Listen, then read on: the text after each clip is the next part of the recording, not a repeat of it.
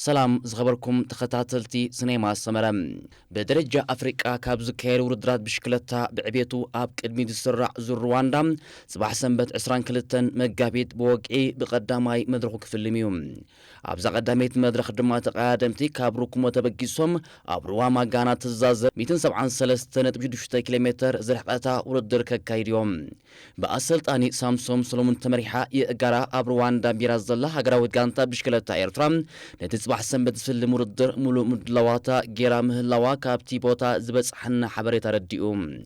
هقراوت قانتا إيرترا أبزلو معمد نمبل 10 شمونتا جزيو زكايد زور رواندا نمرهاو قدوس كمحلقا قانتا نهينوك ملو برهان كمرح قانتا نناتان مدهاني يافيت مولجيتان شامبيون إيرترا ناهم زرعين زحقو فتيام تركاويت كلب إسطنبولن جرمناويت كلب بايك إيدنون أبزور دركستا تفامو خانن دحر مرققات أن قصري أبزنيلو معمد زرواندا زاتوفو إيرتراويان تقادمتي ناب 10 تحد بريخيوم تركاويت كلب إسطنبول تيم ناتنايل برهانة عوض أمان موال جرماي متكل إيوبن نابزور درلي خلام جرمناويت كلب بايك إيدوما ني إيفن يمانن يويل هابتا أبن أبزور دركتا ساتفيام أبالات بايك إيد يويل هابتا أبن إيفن يمانن بزعبا مدلاواتهم زمل كات ذهبنا حتير مجلسي نكتاتل.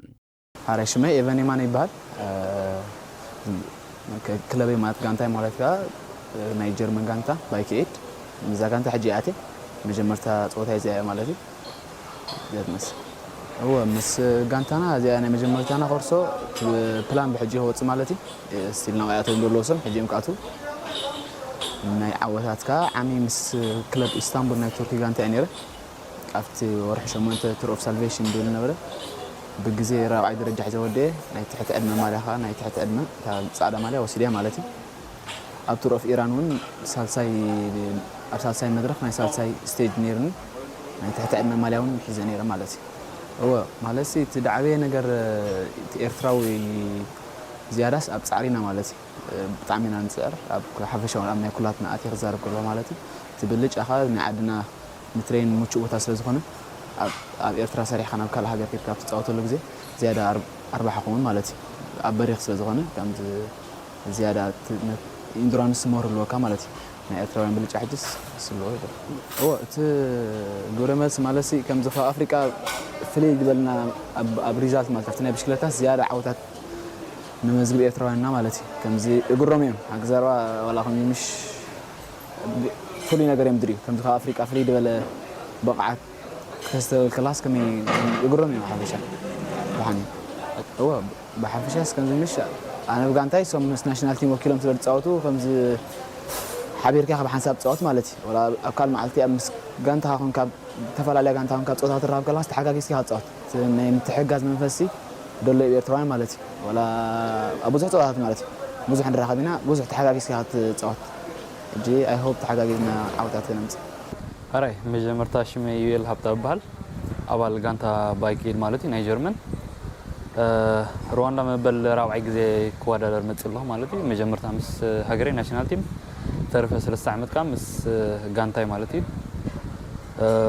ابز حلفكو بصبو ترالي اب صبو قمنا نيره اب دحن زغونه ريزالت حيزه ملس نيره لو عملت مالبات مس حلفه قدم خلطه ورح زغاطمن حرغا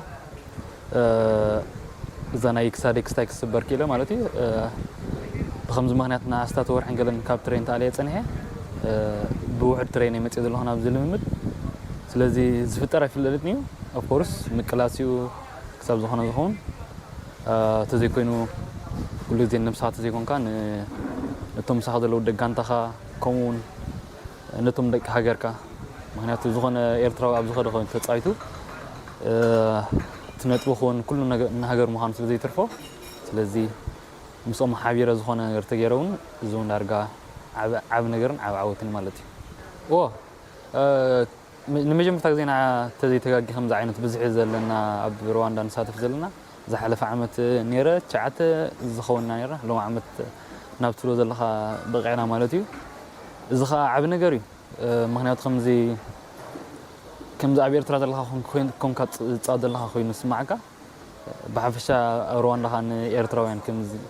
كم عدنا خلاي تبلني هم مجننا يكونن سلز إذا خان عنا 4 خوين سمعني كم زولكا حدا تقررماي نفس ولا تزيكونه نغانت خوينو نهاجر كخون زخل تخوينس أربعة خوين لو مالت معنا ስለዚህ ጽቦ ነገሪ አምላኽ ሓግዘና ሓቢርና ዝኾነ ጽቦ ነገር ዓወት ከነምጽ ማለት እዩ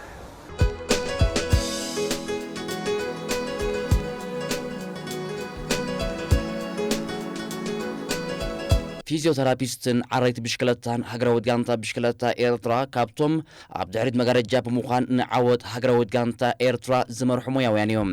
ብሓደ ተቃዳማይ ብሽክለታ ዓወት ዝመጽእ ውህደት ድኻሙ ዘራግፈሉ ፊዚዮቴራፒስትን ብሽክለቱ ጸጊኑ ዘፋንዎን ኣብ መንገዲ ዝከታተሎን ችክሊስታን ኣዝዩ ወሳኒ እዩ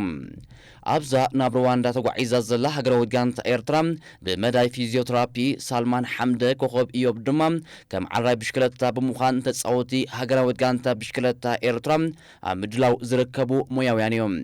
እዞም ኣበርክቶኦም ብዙሕ ዘይግለጽ ኣባላት ብዛዕባ ሒዞሞ ዘለዉ ሞያን ኣገዳስነቶምን ገለ ክብሉና እዮም ኦኬ ስመይ ሰልማን ሓምደ ይበሃል ሞያይ ፊዚዮቴራፒስት ኣብዚ ስፖርት ካብ ዝሰርሕ ድሮ ናይ 16 ዓመት ሰሪሕ ኣለኹ ኣብ ስፖርት ብሓፈሽኡ ማለት እዩ ስለዚ ምስ ናሽናል ቲም ድማ ኣብ ዝተፈላለዩ ቦታታት ንሩዋንዳን ሸውዓይ ግዜ መፅእ ኣለኹ ኣብ ኤውሮጳ ከምኡውን ኣብ ኣፍሪቃ ሃገራት ምስ ናሽናል ቲም ከም ማሱር ናይ ታጋንታ ኮይና ሰሪሕ ኣለኹ ኦኬ ሕጂ ጀነራሊ ክንዛረብ ከለና ማሳጅ ማለት ዕረፍቲ ማለት እዩ ሪካቨሪ ማለት እዩ ሪካቨሪ ከዓ ንዝኾነ ሰብ የገድሶ እዩ ሕጂ ሪካቨሪ እንድሕር ደይ ገይሩ ሓደ ተፃዋታይ ንፅባሒቱ ተዳልዩ ክኸይድ ኣይክእልን እዩ ማለት እዩ ስለዚ ማሳጅ ኢዚ ከም ዝኾነ ዘረባ ክንዛረቦ ከለና ማሳጅ ማለት ዕረፍቲ ማለት እዩ ሪካቨሪ ካብቲ ድኻም ዝፀንሖም ኢና ንመለስ ምክንያቱ ላክቲክ ኣሲድ ኣሎ እቲ ላክቲክ ኣሲድ በርናውት ገይሩ ኣብ ኣካላቶም ብብዝሒ ኣኩሙሌሽን ፀኒሕዎ ከዳኽሞም ስለ ዝኽእል ነቲ ላክቲክ ኣሲድ ድራይን ጌርካ ብሊምፋቲክ ቨዘልስ ኣቢሎም ከም ዝወፅእ እናገበርካ ማሳጅ ትገብር ማለት እዩ ስለዚ ብሓፈሽኡ ክንዛረብ ከለና ማሳጅ ሪካቨሪ እዩ በቃ ዕረፍቲ እዩ ነቲ ዘለዎም ኣካላቶም ኣብ ኣካላቶም ሕጂ ሎ መዓልቲ መርሃዊ ኣብ ናይ ነፋሪት ጉዕዞ ነይሩ ጀትላክ ኣለዎ ነቲ ጀትላክ ከነውፅኦ ኣለና ካልእ ትሬን እውን ኣብ ናይ ድኻም ትሬን ነይሮም ንዑ ከዓ ተውፅኦ ይዕርፍ ኣሎ ማለት እዩ ብሓፂሩ ኣክቹዋሊ ኮርሶ ናይ መዓልቲ ጉዳይ ጀነራሊ ኩሉ ክንዛረብ ከለና ናይ መዓልቲ ጉዳይ ንዓይ ከም ሰብ ክዛረብ ተኾይነ ወይ ፕሮፌሽናል ክትዛረብ ከለኻ ግን ክሳብ ሕጂ ብጥዕናዊ ኩነታት ይኹን ብካልእ ይኹን ብድኻም ይኹን ወይ ማስል ሶርስ ኣይረኸብኩን ዘለኹ ሶም ማስል ሶርስ ተዘይረኺብካ እቲ ጨዋዳታት ፅቡቕ ኣሎ ኢልና ክንዛረብ ንኽእል ፕሮፌሽናል ዘረባ ክንዛረብ ከለና ማለት እዩ ብሓፈሽኡ ግን ኮርሶ ናይ መዓልቲ ጉዳይ ሓራይ ሽመይ ኮኸብ ኢዮብ ይበሃል ሜካኒክ ናይ ሃገራዊት ጋንታ እየ ማለት እዩ ካብ 2019 ናትሒዘ ምስ ሃገራዊት ጋንታ ከም ሜካኒክ ኮይነ ይሰርሕ ኣለኹ ኣብ ዝተፈላለየ ቱራት ከዓኒ ብዙሕ ዝበለ ቱራት ከዓኒ ተሳቲፍ ኣለኹ ማለት እዩ ሕጂ ከዓኒ ኣብዚ 2.1 መልክዕ ዘሎ ናይ ዙር ሩዋንዳ ምስ ሃገራዊት ጋንታ ተጠርኒፈ መፅእ ኣለኹ ማለት እዩ ዝመስል ማለት እዩ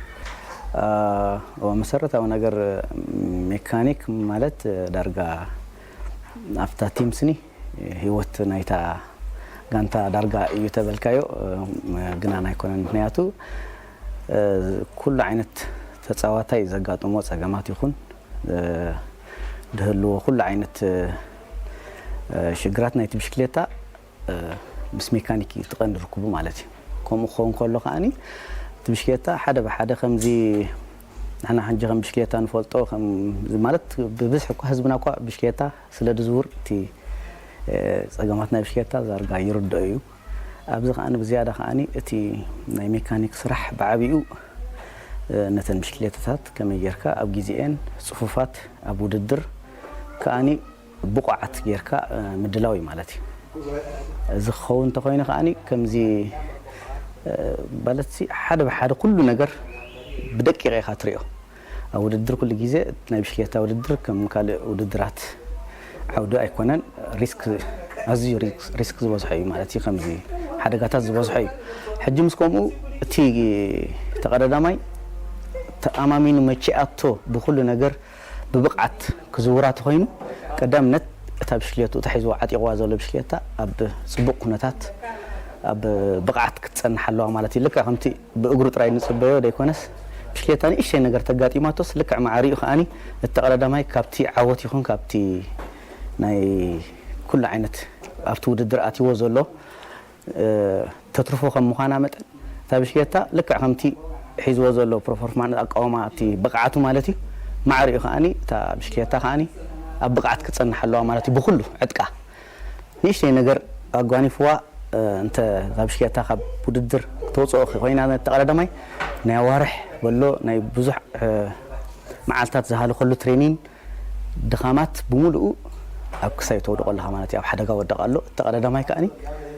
ኩሉ ዝሰርሖ ብላሽ ይኸይድ ኣሎ ማለት እዩ። ስለዚ እቲ ቀንዲ ናይ ሜካኒክ ማለት ጥንቃቐ ኣዝዩ ዝሓትት ስራሕ እዩ። ከምዚ ምፅእ ኢልካ ኖ ከምዚ ግበር ገለ ኢልካ ትኸዶ ኣይኮነን። ተጠንቂቕካ ኣእምሮኻ ኣርጊእኻ ክስታይ ጌርካ ክትሰርሖ ዘለካ ስራሕ እዩ። ብኸምኡ ከዓኒ ቁርብ ክስታይ ሓተካ ማለት እዩ። ከምዚ ሃልካ ሓተካ ኣወ እዞም ብሓፈሻ ዘን ብሽክሌታታት ዓጢቖመን ዘለዉ ብምልኦም ዳርጋ ፕሮፌሽናል ተቐዳደምቲ እዮም እዞም ምሳና መፅኦም ዘለዉ። ስለዚ ናይ ድበዝሓተን ብሽክሌታታት ናይ ጋንታታቶም እየን። ከምኡውን ኮሚሽን ባህልን ስፖርትን ሓደሽቲ ብሽክሌታታት ኣብ ዝሓለፈ ግዜ ሃገራዊ ፌደሬሽን ኮሚሽን ባህልን ስፖርትን እትዮም ኣለዉ ማለት እዩ። ሕጂ እዚኦም ብሽክሌታታት እውን ምሳና እውን ዓጢቕናየን ኣለና ሒዝናየን መፂና ኣለና ከም ተወሰኽቲ ከም ካብዘን እናቶም ሒዞመን ዘለዉ እዚአን ንምንታይ መርፅዎን መጀመርያ ናይ ጋንታታቶም እየን ብአን ነዊሕ ዓመታት ነዊሕ ግዜ ዝተወዳደሩለን ዝለመድዎን ምስ ነብሶም ከም ምዃነን መጠን ነዚአን ናቶም ከም መርጫ ይሕዙ እንተኾነ ዘን ብሽክሌታታት ሕጂ ዓጢቕናየን ዘለና ዘን ምስ ሃገራዊት ጋንታ ዘለዋ እውን ቅያር ከም ቅያር ገለ መፂናየን ዘለና ካብዚአን ብፍጹም ድሰርፋ ኣይኮናን። ከምቲ መፂ ዘሎ ሞዴል 12 ስፒድ ከምኡ ዝዓጠቓ ብምሉኡ ኤሌክትሪካል ሲስተም ዘለወን ኩሉ ነገር ዝዓጠቓ እየን ዘን ምሳና ዘለዋ። ከም ዝብለካ እቶም ፕሮፌሽናል ተቐዳዳምቲ ግን ስፖንሰር ናይ ጋንታታቶም ገለ ክሳዕ ዝኾነ በተን እናቶም ክወዳደሩ የታሽሙ ገብሩ እምበር እቲ ዝኣክል ዕጥቂ መንግስቲ የዕጢቑስ ሰዲድና እዩ። ሕጂ ብኩሉ ነገር ቅሳነት እዩ ማለት እዩ ኣብዚ ውድድር ማለት እዩ። ሕጂ ካልኣይ ከም ዝሓተትካኒ እንታይ ተፅቢትካ ከም ዝበልካኒ ድማ እዞም ተፃወቲ ማለት ኩሉ ህዝቢ ከም ዝፈልጦም ኣዝዮም ኣብ ብቕዓት ዘተኣማሙን ተቐዳደምቲ እዮም። ምስ ከምኡ ከዓኒ ዝያዳ ኣብቲ ውህደት እንተሰሪሖም ከዓኒ ዝያዳ ማለት እቲ ስራሕ ናይ ኣሰልጣኑ እኳ እንተኾነ ግን ንሕና ከዓ ብሓፈሻ ምስኦም ከም ዘለና መጠን ከዓኒ ትርኢቶና ኣብ ዓወት ንክበፅሑ ስኒ ማለት እተን ጋንታታት ምሳና ኣብዚ ከባቢና ዘለዋ ትሪአን ኣለኻ ኩለን እተን ፕሮፌሽናል እየን በዓል ሎቶ ኩለን በዓል የገለ ኩለን መፅአን ኣለዋ እተን ዓበይቲ ጋንታታት ኣለዋ። ስለዚ እቶም ፕሮፌሽናል ተፃወቲ ናይ ዝዓለም ከዓኒ ኣለዉ ኩለን ተጠርኒፎም ኣለዉ ማለት እዩ። ሕጂ ንሕና ካብ ዝከኣለና መጠን ተዓወት ከም ዝለመዶ ህዝብና ክነምፅእ ዝከኣለና ክንሰርሕ ኢና።